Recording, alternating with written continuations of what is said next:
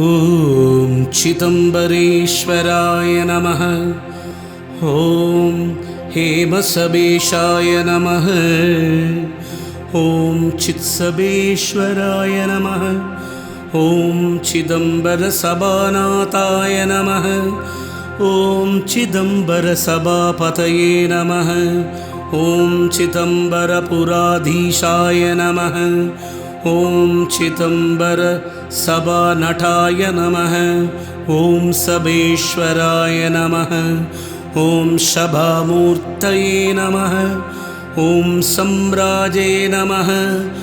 ॐ सरसस्पतये नमः। ॐ चित्रूपाय नमः। ॐ नटेशाय नमः। ॐ नटनायकाय नमः।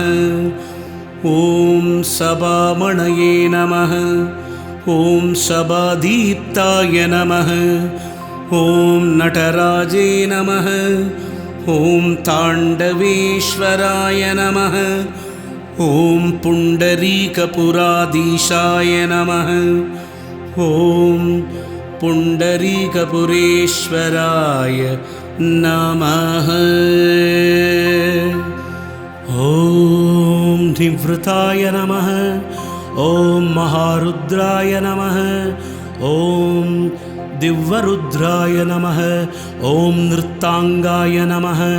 ॐ नृत्यसुन्दराय नमः। ॐ पञ्चाक्षराय नमः। ॐ परं ज्योतिषे नमः। ॐ सुन्दरानन्दताण्डवाय नमः। ॐ आनन्दनटनाधीशाय नमः। ॐ सच्चिदानन्दविग्रहाय नमः।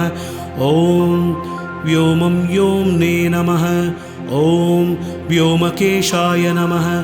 ॐ चिन्महाव्योमताण्डवाय नमः। ॐ अम्बराधीश्वराय नमः।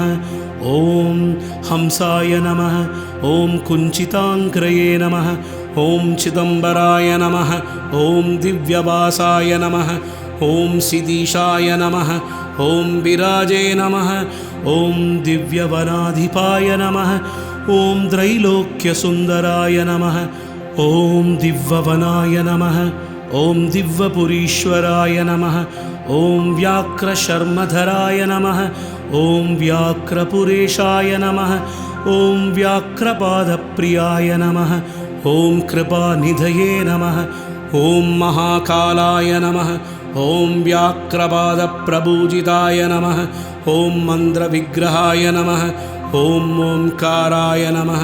ॐ सिंहवर्मप्रभूजिताय नमः। ॐ जटाधराय नमः। ॐ बलाढाक्षाय नमः। ॐ पतञ्जलिवरप्रदाय नमः। ॐ अभस्मारहराय नमः। ॐ सर्पभूषणाय नमः। ॐ फणिराट्प्रियाय नमः। ॐ महाकामेश्वराय नमः। ॐ वज्रेश्वराय नमः। ॐ प्रसादविग्रहाय नमः। ॐ आनन्दताण्डवाय नमः। ॐ रत्नपादाय नमः। ॐ सुन्दरताण्डवाय नमः। ॐ हरिप्रियाय नमः। ॐ हराय नमः। ॐ शम्भवे नमः। ॐ ईश्वराय नमः। ॐ जैमिनिप्रियाय नमः। ॐ मणिनूपुरप्रदाय नमः। ॐ मणिनूपुरपादाय नमः। ॐ श्रीचक्रवासाय नमः। ॐ उमापतये नमः। ॐ त्रिलोचनाय नमः। ॐ शूलपाणये नमः। ॐ भूदेशाय नमः। ॐ वृषभध्वजाय नमः। ॐ श्रीचक्रप्रियाय नमः। ॐ उग्रांगाय नमः। ॐ त्रिपुराय नमः। ॐ त्रिपुरेश्वराय नमः। ॐ मन्द्रमूर्तये नमः। ॐ सभाचक्राय नमः। ॐ मन्द्रराजे नमः। ॐ चक्रविग्रहाय नमः। ॐ परप्रकाशाय नमः। ॐ शिवगामिसुन्दराय नमः। ॐ परात्पराय नमः। ॐ परमेशाय नमः। ॐ सर्वेशाय नमः। ॐ श्रीमद् प्रसवेश्वराय नमः। ॐ महेश्वराय नमः। ॐ महादेवाय नमः। ॐ शङ्कराय नमः। ॐ चन्द्रशेखराय नमः। ॐ ईशानाय नमः।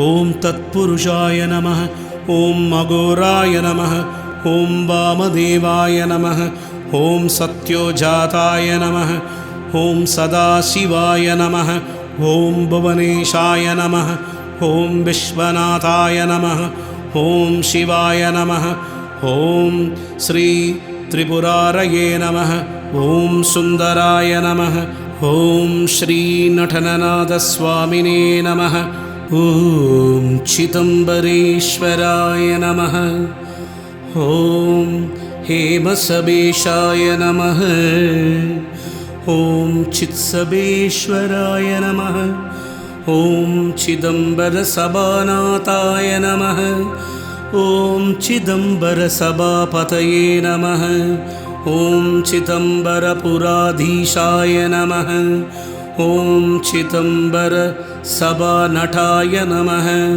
ॐ सबेश्वराय नमः ॐ शभामूर्तये नमः ॐ सम्राजे नमः ॐ सरसस्पतये नमः ॐ चित्रूपाय नमः ॐ नटेशाय नमः ॐ नटनायकाय नमः ॐ सभामणये नमः ॐ सभादीप्ताय नमः ॐ नटराजे नमः ॐ ताण्डवेश्वराय नमः ॐ पुण्डरीकपुराधीशाय नमः ॐ पुण्डरीकपुरेश्वराय नमः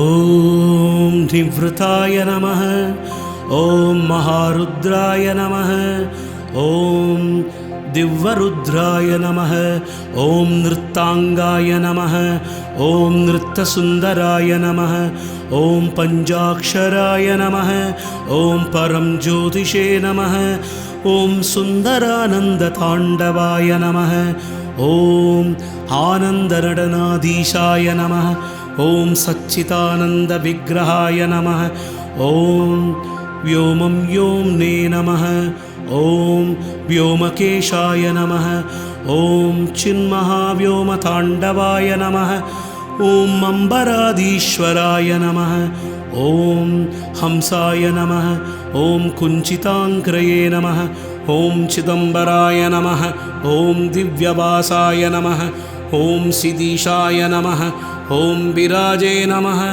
ॐ दिव्यवनाधिपाय नमः ॐ त्रैलोक्यसुन्दराय नमः ॐ दिव्यवनाय नमः ॐ दिव्यपुरीश्वराय नमः ॐ व्याघ्रशर्मधराय नमः ॐ व्याघ्रपुरेशाय नमः ॐ व्याघ्रपादप्रियाय नमः ॐ कृपानिधये नमः ॐ महाकालाय नमः ॐ व्याघ्रपादप्रभूजिताय नमः ॐ मन्द्रविग्रहाय नमः ॐ ओंकाराय नमः ॐ सिंहवर्मप्रभूजिताय नमः ॐ जटाधराय नमः ॐ बलाढाक्षाय नमः ॐ पतञ्जलिवरप्रदाय नमः ॐ अभस्मारहराय नमः ॐ सर्पभूषणाय नमः ॐ फणिराट्प्रियाय नमः ॐ महाकामेश्वराय नमः ॐ वज्रेश्वराय नमः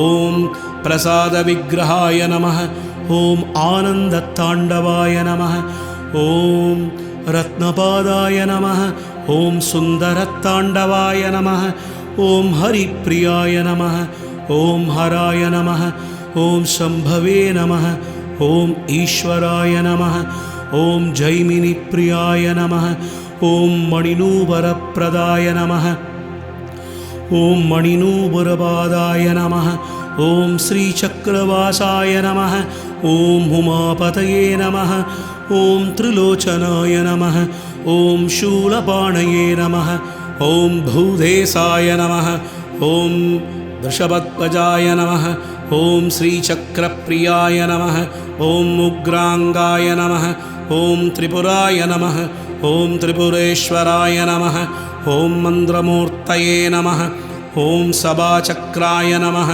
ॐ मन्द्रराजे नमः ॐ चक्रविग्रहाय नमः ॐ परप्रकाशाय नमः ॐ शिवगामिसुन्दराय नमः ॐ परात्पराय नमः ॐ परमेशाय नमः ॐ सर्वेशाय नमः ॐ श्रीमद् प्रसवेश्वराय नमः ॐ महेश्वराय नमः ॐ महादेवाय नमः ॐ शङ्कराय नमः ॐ चन्द्रशेखराय नमः ॐ ईशानाय नमः ॐ तत्पुरुषाय नमः ॐ अघोराय नमः ॐ वामदेवाय नमः ॐ सत्योजाताय नमः ॐ सदाशिवाय नमः ॐ भुवनेशाय नमः ॐ विश्वनाथाय नमः ॐ शिवाय नमः ॐ श्री त्रिपुरारये नमः ॐ सुन्दराय नमः